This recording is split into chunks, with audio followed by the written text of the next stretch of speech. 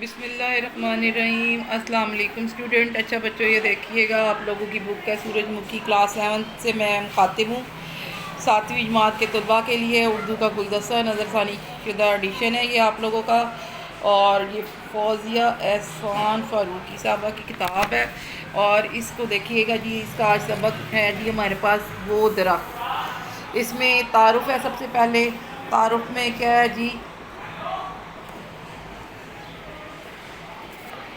مرزا ادیب 14 اپریل 1914 کو لاہور میں پیدا ہوئے۔ آپ کا اصل نام سید دلاور حسین علی تھا۔ گورنمنٹ اسلامیہ ہائی اسکول لاہور میں ابتدائی تعلیم حاصل کرنے کے بعد اسلامیہ کالج لاہور سے BA کی سند لی۔ ابتدا میں آپ کا رجحان شاعری کی طرف رہا، لیکن بعد ازاں آپ ڈرامہ نگاری اور افسانہ نویسی کی طرف آ گئے، اور آپ ادیب لطیف اور دیگر کئی میگزینوں کے ایڈیٹر بھی رہے۔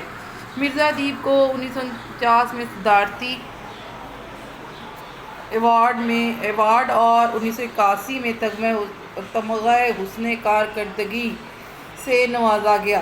31 جولائی 1999 کو آپ کا انتقال ہوا۔ یہ خبر ہر جگہ پھیل گئی تھی کہ چند روز تک اس درخت کو کاٹ دیا جائے گا جو نہ صرف بڑا پرانا تھا بلکہ بڑا گمبھیر تھا۔ قصبے کا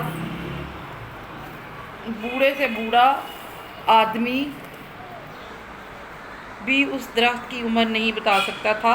اس کی وجہ یہ تھی کہ بڑے بوڑھوں نے بھی اپنے بچپن میں اسے اسی حالت میں دیکھا تھا جس میں 70-80 بلکہ اس سے بھی زیادہ عمر میں دیکھ رہے تھے، اور کسی کو بھی کبھی یہ گمان نہیں ہو سکتا تھا کہ قصبے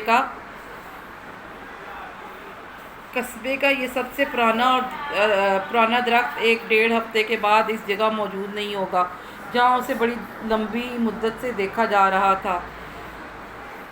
قصبے کا انتظام کرنے والی کمیٹی درخت کی جگہ پر اور اس کے ارد گرد دفتروں کے لیے کئی عمارتیں بنانے کا ارادہ کر چکی تھی، اور یہ عمارت سازی کا کام درخت کے کٹ جانے کے بعد ہی شروع کیا جا سکتا تھا۔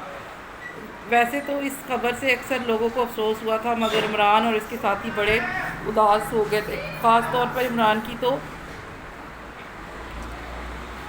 آنکھوں میں آنسو بھی آ گئے تھے۔ وہ قریب ہر روز شام کے وقت اس درخت کے نیچے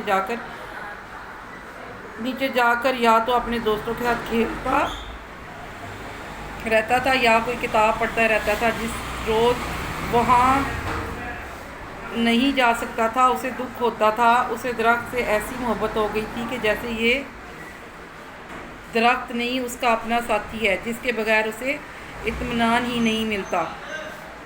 جب عمران کے چچا نے اس کو روتے ہوئے پایا تو بڑے پیار سے بولے، دیکھو عمران، پرانی چیزیں ختم ہو جاتی ہیں اور ان کی بجائے نئی چیزیں آ جاتی ہیں، یہی دنیا کا دستور ہے اور یہ کبھی نہیں بدل سکتا۔ مگر کمیٹی والے کہیں اور عمارتیں نہیں بنا سکتے؟ عمران نے پوچھا۔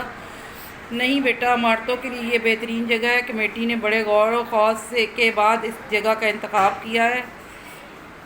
عمران کے چچا نے اسے دلاسا دیا، جب تم یہاں خوب صورت عمارتیں دیکھو گے تو خوش ہو جاؤ گے۔ عمران زور سے رونے لگا۔ نہیں چچا جان، میں بالکل خوش نہیں ہوں گا کمیٹی والوں سے کیسے خدا کے لیے ہمارا درخت نہ کاٹیں۔ جی یہ درخت ہے۔ گھر کے سارے بزرگوں نے عمران کو سمجھانے کی کوشش کی، لیکن اس کی اداسی بڑھتی ہی گئی۔ وہ کمیٹی کے بڑے افسر سے بھی ملا اور منت سماجت سے انہیں اس کام سے باز رکھنے کی کوشش کی، مگر اس کی کوشش کامیاب نہ ہو سکی۔ عمران کے ابا جان نے جب دیکھا کہ عمران کو درخت کے کٹ جانے پر بڑا صدمہ ہوگا تو اسے قصبے سے کافی دور شہر میں اس کی خالہ کے ہاں بھیج دیا۔ خالہ نے اسے ایک قریبی اسکول میں داخل کرا دیا اور یوں وہ اپنی خالہ کے ہاں رہنے لگا۔ 2-3 ہفتے کے بعد عمران کے گھر والے وہاں آ جاتے تھے اور اس سے ملاقات کر کے چلے جاتے تھے۔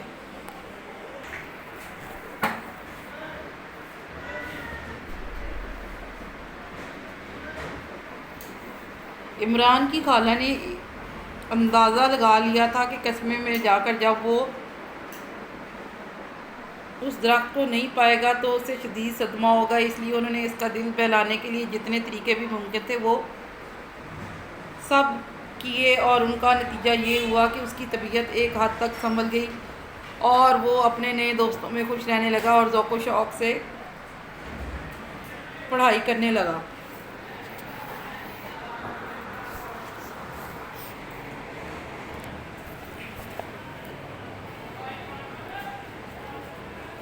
کالج کی تعلیم ختم کرنے کے بعد اس کے دل میں خواہش پیدا ہوئی کہ اپنے ملک سے باہر جا کر مزید تعلیم حاصل کرے۔ اس کے والد نے اس کا انتظام کر دیا اور وہ امریکہ چلا گیا۔ امریکہ کے قیام کے دوران اسے اپنے قصبے کا ایک پرانا دوست شاہد مل گیا۔ باتوں باتوں میں ماضی کا ذکر چھڑ گیا، اور جس وقت شاہد نے قصبے کے اس درخت کا ذکر کیا جس کے سائے میں وہ کھیلا کرتے تھے، تو عمران کے دل میں ایک بھوک سی اٹھی اور وہ اداس ہو گیا۔ رات کو سونے سے پہلے عمران کو اپنا پرانا زمانہ یاد آ گیا، اور جب اس درخت کا خیال آیا تو ایک دم سے اسے یوں محسوس ہوا کہ وہ اپنے اس بیتے ہوئے دور میں چلا گیا ہے اور درخت کے نیچے اپنے ساتھیوں کے ساتھ کھیل رہا ہے۔ آدھی رات تک وہ سو نہ سکا اور کروٹوں پر کروٹیں لیتا رہا۔ امریکہ میں 1 برس گزرا، دوسرا بھی گزر گیا، وہ 2 برس اور بیت گئے، اور جو کورس وہ مکمل کرنے کی خاطر وہاں گیا تھا وہ اس نے مکمل کر لیا تھا۔ اب وہ اپنے وطن لوٹ سکتا تھا اور وہ واپس وطن کی طرف روانہ ہو گیا۔ اتنی مدت کے بعد اس نے اپنے قصبے میں قدم رکھا تھا۔ اسے ایک دم احساس ہوا کہ وہ جس علاقے میں قدم اٹھا رہا ہے وہ اس کا پرانا قصبہ نہیں ہے۔ قصبہ اتنا بدل چکا تھا، اسے وہ چیز نظر ہی نہیں آتی تھی جو اس کی جانی پہچانی تھی اور جنہیں دیکھنے کا وہ آرزومند تھا۔ ایک جگہ ایک پرانا مکان دیکھ کر اسے خیال آیا کہ وہ اس مکان کو پہچانتا ہے، کیونکہ یہ اس کے پرائمری اسکول کا ایک چپراسی کا مکان تھا۔ اس نے سوچا وہ درخت بھی تو اس مکان سے کچھ دور نظر آتا تھا، وہ کہاں ہے؟ مگر وہ کیسے نظر آ سکتا تھا؟ وہاں تو کئی شاندار عمارتیں کھڑی تھیں۔ اس کا دل بھی بھر آیا اور وہ جلدی چلنے لگا۔ اس کے ساتھ اس کے ابا جی، امی، چچا جان، باجی اور گھر کے کئی اور افراد بھی تھے۔ وہ باتیں کر رہے تھے اور ان کے ذہن میں یہ تصور بھی نہیں آ سکتا تھا کہ عمران کیا سوچ رہا ہے اور اس کی نگاہیں کیا تلاش کر رہی ہیں۔ وہ اپنے گھر کے سامنے پہنچ گیا۔ وہ حیران ہو کر بولا، ابا جی، آپ نے نیا مکان بنوا لیا ہے؟ اس کے ابا جی ہنس پڑے، نہیں بیٹا، ہے تو وہی مکان، البتہ اس میں رد و بدل کافی ہو چکا ہے اور تمہارے لیے نیا کمرہ تعمیر کروایا ہے۔ اس کے اندر جاؤ گے تو خوش ہو جاؤ گے۔ اور واقعی عمران جب اس کمرے میں داخل ہوا جو اس کے ابا جی نے اس کے لیے بنوایا تھا تو وہ بہت خوش ہوا۔ بڑا وسیع کشادہ اور خوبصورت کمرہ تھا۔ فرنیچر بھی اعلیٰ درجے کا تھا۔ کھڑکیوں اور روشن دانوں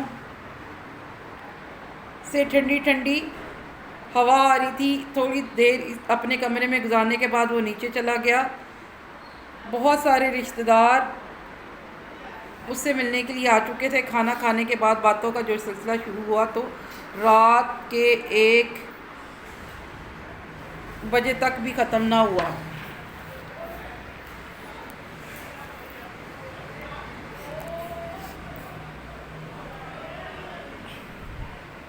عمران بیٹا، آپ جا کر سو رہو، تھکے ہوئے ہو۔ عمران اوپر چلا گیا۔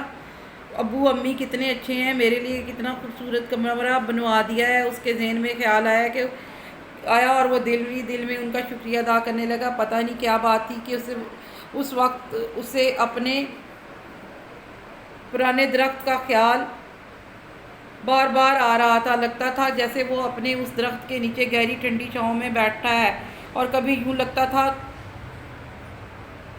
کہ درخت کی شاخیں اسے پیار کرنے کے لیے اس پر جھک سی پڑی ہیں۔ کبھی اسے یہ احساس ہوتا تھا کہ وہ درخت پر بیٹھی ہوئی چڑیوں کا خوش نوا نغمہ سن رہا ہے۔ یہ نغمہ اسے بڑا پیارا لگتا تھا، اور تنہائی کے لمحوں میں جب یہ نغمہ سنتا تھا تو اس کی عجیب کیفیت ہو جاتی تھی۔ اس وقت بھی اس کی عجیب کیفیت ہو گئی۔ وہ صبح دیر سے جاگا اور نیچے جانے کا ارادہ کر رہا تھا کہ اس کے ابو اوپر آ گئے۔ السلام علیکم ابا جان۔ وعلیکم السلام، صبح بخیر صبح بخیر، کمرہ پسند آیا بیٹا؟ بہت پسند آیا ابا جان، بڑا کشادہ اور خوبصورت ہے، پرانا۔ پر ابا جان ایک بات سمجھ نہیں سکا، عمران نے کہا۔ وہ کیا بات ہے عمران ذرا رکا اور پھر کہنے لگا، ابا جان میں امریکہ میں 4 برس رہا، درخت کی یاد کبھی کبھی وہاں بھی آ جاتی تھی، مگر ابا جان رات تو مجھے بار بار ایسا محسوس ہوا کہ وہ بالکل میرے قریب ہے، اس کی شاخیں میرے سر کے اوپر چاروں طرف پھیلی ہوئی ہیں، جیسے مجھے پیار کر رہی ہیں۔ معلوم نہیں ہے ایسا کیوں ہوا۔ عمران کے ابا مسکرانے لگے اور بولے، بیٹا محبت بے جان چیزوں سے بھی کرو تو وہ بھی محبت کا جواب محبت سے دیتی ہیں۔ وہ درخت کاٹا گیا تھا اور اس کی لکڑی نیلام ہوئی تھی، میں بھی اس لکڑی کا کچھ حصہ لے آیا تھا اور تمہارے کمرے میں وہی لکڑی استعمال ہوئی ہے۔ وہ درخت تم سے محبت کرتا ہے کیونکہ تم اس سے محبت کرتے ہو۔ یہ الفاظ سن کے عمران کی آنکھوں میں آنسو آ گئے، یہ آنسو خوشی اور احسان مندی کے تھے۔ ٹھیک ہے، اب اس کی ایکسرسائز ہے، دیکھیں یہ مشقی سوالات اس کے ہیں۔ ذخیرہ الفاظ ہے، درجہ الفاظ کے معنی کتاب کے آخر میں، مطلب آپ کو پتہ ہے وہ آخر میں دیے ہوئے وہ، اور کہانی درخت کے مصنف کا نام آپ نے لکھنا ہے۔ اس کے بعد یہ آگے آپ کے وہ آنسر چوز کرنے ہیں آپ نے۔ اس کے بعد یہ پوری ایکسرسائز اس کی ہے، اور کوسچن آنسر بھی ہوں گے نیکسٹ کہ نہیں ہے۔ یہ ہیں، یہ دیکھیں جی، یہ مختصر جواب کے سوالات ہیں۔ یہ کہانی کس چیز کے بارے میں؟ درخت کے بارے میں۔ عمران کو کیا صدمہ تھا؟ مختصراً لکھیے۔ عمران کا دل خالہ کے گھر کیسے لگا؟ اور یہ باقی کے کوسچن ہیں، ٹھیک ہے، یہ سارے آپ نے سالو کرنے ہیں۔ یہ کہانی میں نے اتنی بلند پڑھی ہے کہ آپ سننے والے جو ہے نا، اگر سن بھی لیں گے نا دھیان سے تو اس کو جو ہے نا وہ سالو کر لیں گے آرام سے، ٹھیک ہے۔ یہ اس کی سرگرمی ہے اور یہ سارا کچھ یہ اب آپ نے کرنا ہے۔ اللہ حافظ۔